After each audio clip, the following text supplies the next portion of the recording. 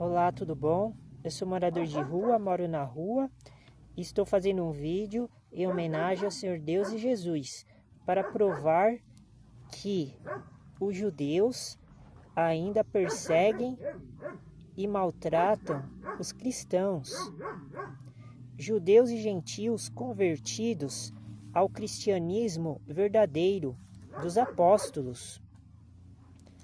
1 Tessalonicenses 2,14, capítulo 2, versículo 14. Esta é a prova. Porque vós, irmãos, haveis sido feitos imitadores das igrejas de Deus, que na Judéia estão em Cristo Jesus.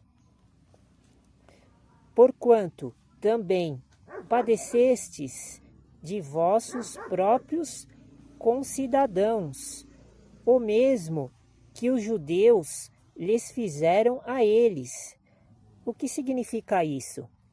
Significa que os cristãos gentios que estavam em outra igreja, em outra parte do mundo, que não estavam em Jerusalém, nem na Judéia, nem do território de Israel, na época que o apóstolo Paulo escreveu esta passagem, este versículo, eles eram perseguidos pelos judeus.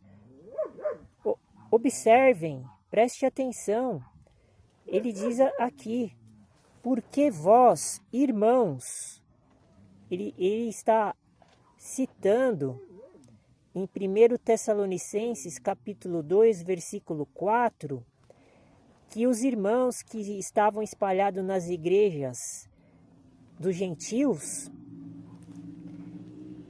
haveis sido feitos imitadores das igrejas de Deus que na Judéia estão em Cristo Jesus.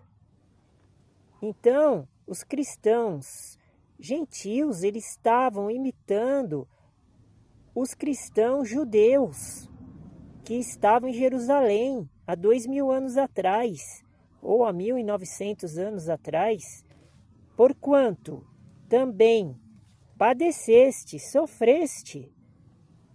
Esses irmãos da igreja cristã, dos gentios que estavam na Galáxia, que estavam no território árabe, que estavam no território grego, eles eram cristãos convertidos e eram perseguidos pelos judeus. É o que está escrito nessa passagem. Olhem, preste atenção, é uma prova substancial.